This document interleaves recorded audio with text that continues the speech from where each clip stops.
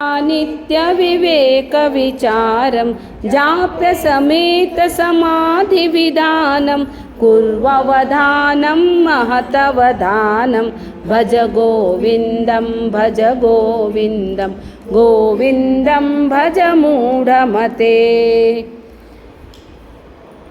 ಪ್ರಾಣಾಯಾಮಂ ನೀವು ಸುಖವಾಗಿ ಇರಬೇಕಾಗಿದ್ದೇ ಆದರೆ ಬೆಳಿಗ್ಗೆ ಏಳಲೇಬೇಕು. ಬೆಳಿಗ್ಗೆ ಎದ್ದೇನು ಮಾಡಬೇಕು? ಫಸ್ಟ್ ಪ್ರಾಣಾಯಾಮ ಮಾಡುವುದರಿಂದ ಮನುಷ್ಯನ ಪ್ರಾಣಶಕ್ತಿ ವೃದ್ಧಿ ಆಗ್ತೈತ್ರಿ. ಈ ಶರೀರ ಯಾವುದರ ಮೇಲೆ ನಿಂತಿದೆ? ಪ್ರಾಣದ ಮೇಲೆ ನಿಂತಿದೆ. ಪ್ರಾಣ ಒಂದು ಗಟ್ಟಿದ್ರನ ತ್ರಾಣ ರೀ. ಇಲ್ಲಂದ್ರೆ ಪ್ರಾಣ ಇಲ್ಲಪ್ಪ ಅಂತ ಹೇಳಿದ್ರೆ ತೊಗೊಂಡೋಗಿ ಸ್ಮಶಾನಕ್ಕೆ ಬಿಟ್ಟು ಬಂದುಬಿಡ್ತಾರೆ. ಅದಕ್ಕಾಗಿ ಬೆಳಿಗ್ಗೆ ಎದ್ದ ಕೂಡಲೇ ಬಿಸಿನೀರೊಳಗೆ ಒಂದು ಸ್ವಲ್ಪ ಉಪ್ಪು ಹಾಕಿ ಕುಡಿಬೇಕು. ಅದರಂತೆಯೇ ಶರೀರಕ್ಕೆ ಕಸರತ್ತು ಮಾಡಬೇಕ್ರಿ, ವ್ಯಾಯಾಮ ಮಾಡಬೇಕ್ರಿ. ವ್ಯಾಯಾಮ ಮಾಡಿದ ಮೇಲಿನ ಪ್ರಾಣಾಯಾಮ ಮಾಡಬೇಕು. ಪ್ರಾಣಾಯಾಮ ಮಾಡಿ ಸುದೀರ್ಘ ಶ್ವಾಸೋಚ್ಛ್ವಾಸ ತೆಗೆದುಕೊಂಡು ಆ ಶ್ವಾಸಕ್ಕೆ ನಿಮ್ಮ ಮನಸ್ಸನ್ನು ನಿಯಂತ್ರಿಸಲಿಕ್ಕೆ ಸಾಧ್ಯ ರೀ. ಈ ಮನಸ್ಸು ಪ್ರಾಣಕ್ಕೆ ಅವಲಂಬಿಸಿದೆ ರೀ. ಮನಸ್ಸು ಮತ್ತು ಪ್ರಾಣ ಬಂಧನ ಲೀಯತೆ ಮನ ಅಂತಾರ್ರಿ. ಪ್ರಾಣ ಬಂಧಿಸಿದರೆ ಅದು ಮನಸ್ಸು ವಿಲಿ ಒದ್ದಾಡ್ತೈತ್ರಿ. ಎದಕ್ಕಂತೇಳಿದ್ರೆ ಪ್ರಾಣಕ್ಕೂ ಮನಸ್ಸಿಗೂ ಅನ್ಯೋನ್ಯ ಸಂಬಂಧ ಇದೆ. ಹೀಗಾಗಿ ಪ್ರಾಣಾಯಾಮ ಮಾಡಬೇಕು. ಪ್ರತ್ಯಾಹಾರ ಅಂತ ಹೇಳ್ತಾರೆ. ಪ್ರತ್ಯಾಹಾರ ಅಂತ ಹೇಳಿದರೆ ಆಹಾರವೂ ಕೂಡ ಪ್ರೋಟೀನ್ನೂ ಇರಬೇಕು, ಹಸಿನೂ ತಿನ್ನಬೇಕು, ಮೊಳಕೆ ಇದ್ದಿದ್ದು ತಿನ್ನಬೇಕು, ಹಣ್ಣು ತಿನ್ನಬೇಕು, ಡ್ರೈ ಫ್ರೂಟ್ಸ್ ತಿನ್ನಬೇಕು, ಹಾಲನ್ನು ಕುಡಿಬೇಕು, ಎಲ್ಲ ಮಾಡಬೇಕು. ಆದರೆ ಈಗಿನ ಕಾಲಕ್ಕೆ ಅವು ಎಷ್ಟು ಮಿಲಾವಟ್ ಅದಾವೋ ಗೊತ್ತಿಲ್ಲ. ಅದಕ್ಕಾಗಿ ಒಂದೊಂದು ಆಕಳ ಸಾಕ್ಬಿಡ್ಬೇಕು ರೀ. ಮನೆಗೆ ಸಾಕಲಿಲ್ಲ ಅಂದರೂ ಅಷ್ಟೇ ಹೋತ್ರಿ. ಒಂದು ಒಣಿಗೆ ಒಂದು 4 ಸಾಕ್ಬಿಡ್ಬೇಕು ರೀ. ದೇವಸ್ಥಾನದೊಳಗನ ಇಟ್ಬಿಟ್ರೆ ಚಲೋ ರೀ. ದೇವ್ರು ಕೊಟ್ಟೇವಂತೇಳಿ ಎಲ್ಲರಿಗೂ ಭಾಳ ಬ್ಯಾಡ್ರಿ, ನಮಗೊಂದೊಂದು ಗ್ಲಾಸ್ ಹಾಲು ಕೊಟ್ಟರು ಸಾಕು. ಅದಕ್ಕಾಗಿ ಹೇಳ್ತಾರೆ ರೀ, ಈ ಶರೀರಕ್ಕೆ ಎಲ್ಲನೂ ಪೋಷಣೆ ಬೇಕು ರೀ. ಅದಕ್ಕಾಗಿ ಮೊದಲಿನ ಕಾಲಕ್ಕೆ ಹಸಿ ತಿಂತಿದ್ರು, ಒಲೆ ಮೇಲೆ ಮಾಡಿದ್ದು ತಿಂತಿದ್ರು, ಅವಸರ ಇದ್ದಿದ್ದಿಲ್ಲ ರೀ. ಚಲೋ ಬೇಯಿಸಿ ತಿಂತಿದ್ರು, ಗಾಣಕ್ಕೆ ಹೋಗಿ ಎಣ್ಣೆ ತರ್ತಿದ್ರು ಕಣ್ಣು ಮುಂದೆ ರೀ. ಈಗಿನ ಎಲ್ಲ ಏನೇನು ಮಾಡ್ಯಾರ ಅನ್ನೋದು ಇದ್ರಾಗ ನೋಡಿ ತಿನ್ನೋದು ಹೊಟ್ಟಿಗೆ ಹತ್ವಲ್ತ್ರಿ. ಈಗ ನಮಗೆ ಎಲ್ಲಾದ್ರಾಗೂ ಸಂಶಯ ಬುದ್ಧಿ. ನಮಗೆ ಸಂಶಯ ಹಾಕ್ಬಿಟ್ಟಾರ. ತಿನ್ನೋದು ಸಹಿತ ತಿನ್ನಬೇಕು, ತಿನ್ನಬಾರ್ದು ಅನ್ನುವಂಗೆ ಆಗ್ಬಿಟ್ಟೈತ್ರಿ. ಅದಕ್ಕಾಗಿ ಮನುಷ್ಯನಾಗಿದ್ದವನು ನಮ್ಮ ಅಜ್ಜಿ ಕಾಲದ ಊಟ, ನಮ್ಮ ಅಮ್ಮ ಮಾಡೋ ಊಟ ಏನಿತ್ತು ನೋಡ್ರಿ, ಅದು ಆರೋಗ್ಯಯುಕ್ತ ಇತ್ತು. ಈ ಒಂದು ಸೌತ್ ಇಂಡಿಯಾ ರೀ, ಅದು ಸಹಿತ ಕರ್ನಾಟಕ ರೀ, ಅದ್ರಾಗೂ ಸಹಿತ ಹುಬ್ಬಳ್ಳಿ ಧಾರವಾಡ ರೀ. ಇಲ್ಲಿ ಮೊದಲಿಂದ ಊಟದ ಪದ್ಧತಿ ಏನಿತ್ತು ರೀ, ಜೋಳದ ರೊಟ್ಟಿನೇ ಇತ್ತು ರೀ. ಅದನ್ನು ತಿನ್ಬೇಕ್ರಿ ನಾವು. ಇಲ್ಲಿದ್ದವ್ರು ಗೋಧಿ ಪಂಜಾಬ್ನ್ಯಾಗ ತಿಂತಾರೆ ರೀ. ಆ ಪಂಜಾಬದ್ದು ಇಲ್ಲೇ ತಿಂದ್ರೆ ನಮಗೆ ಹೊಟ್ಟಿಗೆ ಹತ್ತೈತೇನ್ರಿ ಇದು. ಇಲ್ಲಿನವ್ರು ಅದನ್ನು ತಿಂತಾರೆ, ಅಲ್ಲಿನವ್ರು ಇದನ್ನು ತಿಂತಾರೆ. ಯಾವುದೋ ದೇಶದವು ಮ್ಯಾಗಿಗೀಗಿ ಈಗ ತಿಂದ್ರಿ, ಅವನು ಹೊಟ್ಟಿಗೆ ಹತ್ತಂಗಿಲ್ಲ ರೀ. ಅದಕ್ಕಾಗಿ ಆ ತಾಯಿ ಮಾಡಿರುವಂಥ ಅನ್ನ ಏನದ ನೋಡ್ರಿ, ಅದು ಉತ್ತಮ ರೀ. ಅದಕ್ಕಾಗಿ ಹೇಳ್ತಾರೆ ಪ್ರತ್ಯಾಹಾರ ಅಂತ ಹೇಳ್ತಾರೆ ರೀ.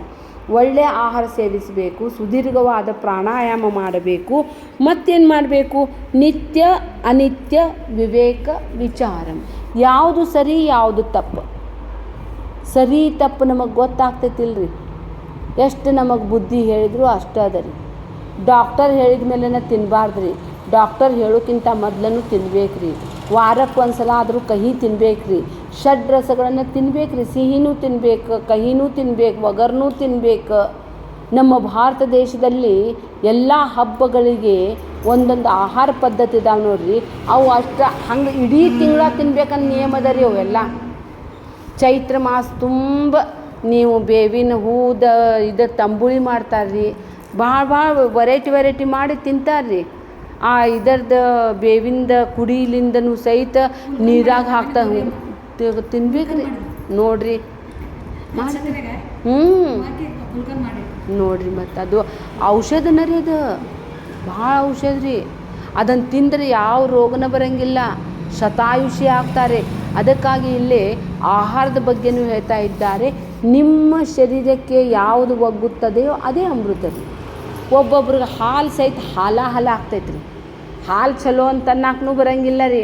ಒಬ್ರಿಗೆ ಅದರದ್ದು ಅಲರ್ಜಿಕ್ ಇರ್ತೈತಿ. ಒಬ್ರು ತುಪ್ಪ ತಿಂದ್ರೆ ಚಲೋ, ಒಬ್ರು ತುಪ್ಪ ತಿಂದ್ರೆ ತಲೆ ತಿರುಗ್ತೈತೆ ರೀ. ನಿಮ್ಮ ಆರೋಗ್ಯಕ್ಕೆ ಯಾವುದು ಒಳ್ಳೆಯದು ಅನ್ನೋದನ್ನು ನೀವು ತಿಳಿದು ಅದು ನಿತ್ಯ ಯಾವುದು ಅನಿತ್ಯ ಯಾವುದು ಅನ್ನೋದು ವಿವೇಕ ಇರಬೇಕು ರೀ.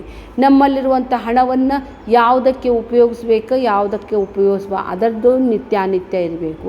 ನಾವು ಎಷ್ಟೋ ಟಿ ವಿ ಒಳಗೆ ನೋಡ್ತೇವೆ, ಯಾವುದನ್ನು ನೋಡಬೇಕು ಯಾವುದನ್ನು ನೋಡಬಾರ್ದು, ಯಾವುದನ್ನು ಕೇಳಬೇಕು ಯಾವುದನ್ನು ಕೇಳಬಾರ್ದು. ಅದು ಡಿಸಿಷನ್ ಯಾರ ಕೈಯಾಗಿರಬೇಕು? ನಮ್ಮ ಕೈಯಾಗಿರಬೇಕು. ಅದನ್ನೇ ಹೇಳ್ತಾ ಇದ್ದಾರೆ, ನಿತ್ಯಾನಿತ್ಯ ವಿವೇಕ ವಿಚಾರಂ ಜಾಪ್ಯ ಸಮೇತ ಸಮಾಧಿ ವಿಧಾನಂ. ಸಮಾಧಿ ಅಂತ ಹೇಳಿದ್ರೆ ಬರೀ ಕಣ್ಣು ಮುಚ್ಚಿ ಕುಂತು ಬಿಟ್ಟರೆ ಅದು ಧ್ಯಾನ ಅಲ್ಲ ರೀ, ಅದು ಸಮಾಧಿ ಅಲ್ಲ ರೀ. ಜಪ ಸಮೇತವಾಗಿರುವಂತಹ ಇದನ್ನು ಮಾಡಬೇಕ್ರಿ, ಸಮಾಧಿಯಲ್ಲಿರ್ಬೇಕು, ಜಪ ಮಾಡ್ಬೇಕ್ರಿ.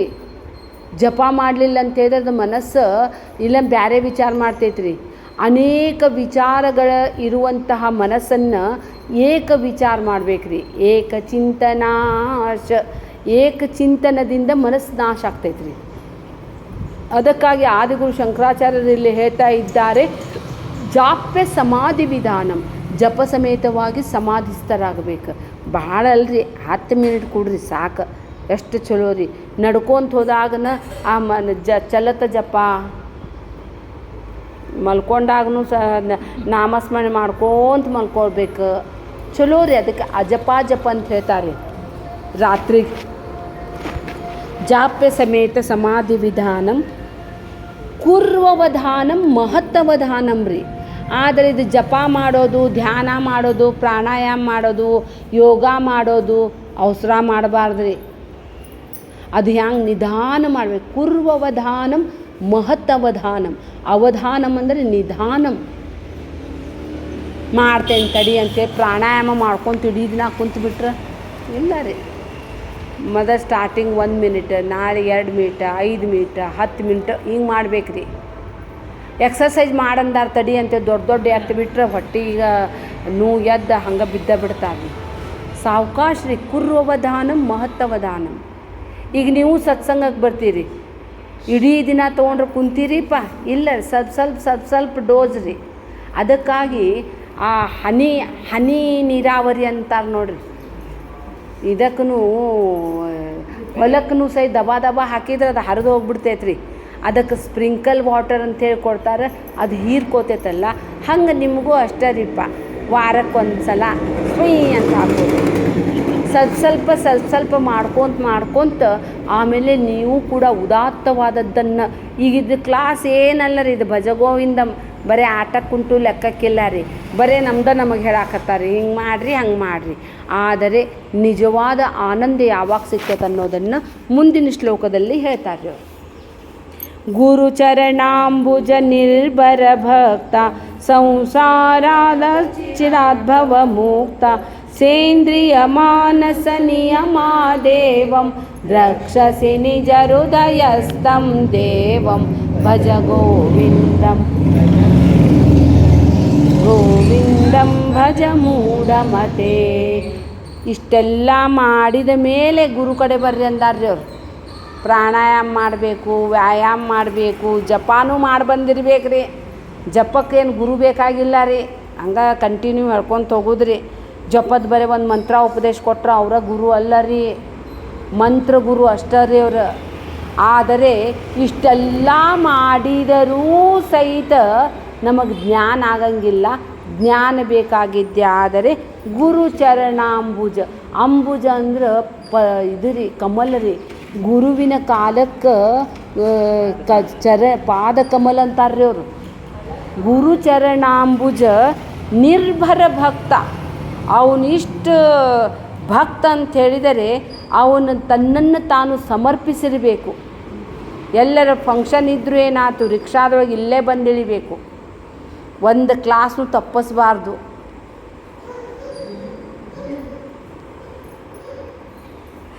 ಅಂದ್ರೆ ಸಂಸಾರಾತ್ ಚಿರಾದ್ಭವ ಮುಕ್ತ. ಯಾರು ಗುರುವಿನ ಚರಣಾಂಬುಜದಲ್ಲಿ ಇದ್ದುಕೊಂಡು ತತ್ಕಥನಂ ತಚ್ಚಿಂತನ ಮಾಡುತ್ತಾರೋ ಅವರು ಮಾತ್ರ ಸಂಸಾರದಿಂದ ಅತಿ ಶೀಘ್ರವಾಗಿ ಮುಕ್ತರಾಗ್ತಾರೆ. ಕಷ್ಟ ಅನ್ಸಂಗಿಲ್ಲ. ಯಾರಿಗಿಲ್ರಿ ಕಷ್ಟ, ಎಲ್ಲರಿಗೂ ಐತಿ ಬಿಡ್ರಿ. ಮಾಡೋದೈತಿ, ತಿನ್ನೋದೈತಿ, ಏನು ದೊಡ್ಡದು ಕನ್ನಂಕಾರಿ ಕೆಲಸ ಮಾಡ್ತೇವಿ. ಕಷ್ಟ ಬರ್ತೈತಿ ಹೋಗ್ತೈತಿ, ಬಂದೈತಂದ್ರೆ ಹೋಗ್ತೈತಿ, ರೋಗ ಬಂದೈತಂದ್ರೆ ಹೋಗ್ತೈತಿ. ಡರ್ನಾ ಮನಾ ಹೈ, ಗುರು ಹೇಳ್ತಾನೆ ಮಾ ಭಯಿಷ್ಠ, ಹೆದರಬೇಡ, ನೀ ಆಹೆ ಕಾಜಿ ಕರು ನಕ. ಗುರುವಿನ ಒಂದು ವಾಣಿ ಯಾವಾಗ ನಮಗೆ ಸಿಗ್ತೈತೆ ನೋಡ್ರಿ, ಅವಾಗ ಕೃತಕೃತ್ಯನಾಗ್ತಾನೆ ರೀ ಮನುಷ್ಯ. ಆದರೆ ಏನು ಮಾಡಬೇಕ್ರಿ, ಗುರುವಿನ ಪಾದ ಪದ್ಮದಲ್ಲಿ ಕುಳಿತುಕೊಂಡು ಸತ್ಸಂಗಕ್ಕೆ ಬಿಟ್ಟು ಬಿಡಲಾರ್ದಂಗೆ ಕಲಿಬೇಕ್ರಿ. ಒಂದು ವಾರ ಬಂದ್ವಿ, ಒಂದು ವಾರ ಬಿಟ್ವಿ ಅಂತ ಹೇಳಿದರೆ ನಿಮಗೆ ಪೂರಾ ಕಂಟಿನ್ಯೂ ಸಿಗಂಗಿಲ್ಲ ರೀ. ಅದಕ್ಕಾಗಿ ಮತ್ತೇನು ಮಾಡಬೇಕು, ಇಂದ್ರಿಯ ಮಾನಸ ನಿಯಮಾದೇವಂ, ಇಂದ್ರಿಯಗಳನ್ನು ನಿಯಮದಲ್ಲಿಟ್ಟುಕೊಳ್ಳಬೇಕು. ನಿದ್ದೆ ಬಂದರೂ ಸ್ವಲ್ಪ ತಡ್ಕೋಬೇಕು. ದಶ ಇಂದ್ರಿಯಗಳ ಮೇಲೆ ಕಂಟ್ರೋಲ್ ಬರಬೇಕ್ರಿ ನಮಗೆ. ಅವಾಗೇನಾಗ್ತೈತ್ರಿ, ದ್ರಕ್ಷಸಿ ನಿಜ ಹೃದಯಸ್ಥಂ ದೇವಂ. ದ್ರಕ್ಷಸಿ ಅಂತ ಹೇಳಿದರೆ ಅವಾಗ ನಿಮಗೆ ಆ ಭಗವಂತ ಎಲ್ಲೋ ಇಲ್ಲ ರೀ, ಅದು ನಿಮ್ಮ ಹೃದಯದಲ್ಲಿನೇ ಇದ್ದಾನೆ. ಅಲ್ಲೇ ಇಲ್ಲೇ ಹುಡುಕಬೇಕಾಗಿಲ್ಲ ರೀ ಭಗವಂತನನ್ನು. ದೇವರು ಎಲ್ಲಿದ್ದಾನೆ, ದ್ರಕ್ಷಸಿ ನಿಜ ಹೃದಯಸ್ಥಂ ದೇವಂ. ಇದು ಒಂದು ಹಾರ್ಟ್ ಅದ ನೋಡ್ರಿ, ಎಷ್ಟು ಪಂಪಿಂಗ್ ಮಾಡ್ತೈತ್ರಿ. ಯಾರು ಮಾಡಕ್ಕೆ ಹಚ್ತಾರೆ, ನಾವೇನು ಮಾಡ್ಸಕ್ಕೆ ಹಚ್ಚೇವೇನ್ರಿ? ಹುಟ್ಟಿದಾಗಿಂದ ಹಿಡಿದು ಸಾಯೋವರೆಗೂ ಕೆಲಸ ಮಾಡ್ತೈತ್ರಿ. ಯಾರು ಮಾಡ್ತಾರ್ರಿ? ಅದೇ ಪರಮಾತ್ಮ ರೀ. ಅದು ಒಂದು ಪಂಪಿಂಗ್ ಮಾಡು ನಿಯಮ ಏನದ, ಅದ ಪರಮಾತ್ಮ. ನಮ್ಮ ಇಡೀ ಶರೀರವನ್ನು ಯಾರು ನಿಯಂತ್ರಿಸ್ತಾರಲ್ಲ, ಅದೇ ಪರಮಾತ್ಮ. ಕಣ್ಣಿಗೆ ಕಣ್ಣಾಗಿದ್ದಾನೆ, ಕಿವಿಗೆ ಕಿವಿಯಾಗಿದ್ದಾನೆ, ನಾಲಿಗೆಗೆ ನಾಲಿಗೆ ಆಗಿದ್ದಾನೆ. ಆ ಪರಮಾತ್ಮ ಎಲ್ಲೋ ಹುಡುಕುವೆ ಓ ಕಿಂಕರನೆ. ಆ ಪರಮಾತ್ಮ ದ್ರಕ್ಷಸಿ ನಿಜ ಹೃದಯಸ್ಥಂ ದೇವಂ, ನಿನ್ನ ಹೃದಯದಲ್ಲಿನೇ ಆ ಪರಮಾತ್ಮನಿದ್ದಾನೆ. ದೇವರನ್ನು ಕಾಣಲಿಕ್ಕೆ ಎಲ್ಲೋ ಹೊರಗೆ ಹೋಗಬೇಕಾಗಿಲ್ಲ ರೀ. ಒಂದೊಂದು ನೋಡ್ರಿ, ಎಷ್ಟು ನಮ್ದ ಶರೀರ ರಚನೆ ನೋಡಿದ್ರೆ ಏನಪ್ಪ ಪರಮಾತ್ಮ ಎಷ್ಟು ಮಾಡಿಪ್ಪ ನೀನು ನಮ್ಮ ಸಲುವಾಗಿ. ಉಣ್ಣೋದೊಂದ ಗೊತ್ತದ ರೀ, ಪಚನ ಯಾರು ಮಾಡ್ತಾರ್ರಿ? ಪರಮಾತ್ಮ ಮಾಡ್ತಾನ್ರಿ. ಉಂಡ ಆಹಾರವನ್ನು ವಿಟಾಮಿನ್ ಬ್ಯಾರೆ ಮಾಡ್ತಾನೆ, ರಕ್ತ ಮಾಡ್ತಾನೆ, ಮಲವನ್ನು ಮಾಡ್ತಾನೆ. ಆ ಮಲ ಹೊರಗೆ ಬರಬೇಕಂದ್ರೂ ಸಹಿತ ಒಂದ ಕೃಪಾ ರೀ. ನಮ್ಮ ಕೈಯಾಗ ಏನೇನೂ ಇಲ್ಲ ರೀ. ಈಶನಿಂದಲೇ ಜಗವು ತುಂಬಿದೆ, ಜಗವು ಈಶನ ಮನೆ. ಇದು ಈ ನಮ್ಮ ಶರೀರನೂ ಈಶ್ವರನ ಮನೆಯೇ ರೀ. ಇದನ್ನು ಚಲೋ ಇಟ್ಕೋಬೇಕ್ರಿ. ಪರಮಾತ್ಮ ಇದ್ದಿದ್ದ ಸ್ಥಳ ರೀ ಇದು. ನಾಲ್ಗೆ ಮೇಲೆ ಸರಸ್ವತಿ ಇದ್ದಾಳೆ, ಹೃದಯದಲ್ಲಿ ಶಿವ ಇದ್ದಾನೆ, ಕಾಲಲ್ಲಿ ವಿಷ್ಣು ಇದ್ದಾನೆ. ಎಲ್ಲವೂ ದೇವರ ಮನೆ. ಇದು ಈ ಶರೀರವೇ ದೇವರ ಮನೆ. ಮೂರಕ್ ಕಹಾ ढूंढे रे ಬಂದೆ, ಮೈ ತೋ ತೇರೆ ಪಾಸ್ನೂ ಅಲ್ಲರಿದ.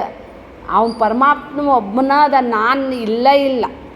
ಅದಕ್ಕಾಗಿ ಕೊನೆಗೆ ಹೇಳ್ತಾರೆ ಅವರು, ದ್ರಕ್ಷಸಿ ನಿಜ ಹೃದಯಸ್ಥಂ ದೇವಂ, ಭಜ ಗೋವಿಂದಂ ಭಜ ಗೋವಿಂದಂ, ಗೋವಿಂದಂ ಭಜ ಮೂಢಮತೆ. ದೇವ್ರಿಗೆಲ್ಲ ಗೊತ್ತದ ರೀ, ಒಳಗಿಂದು ಹೊರಗಿಂದ ಎಲ್ಲ ಗೊತ್ತದ.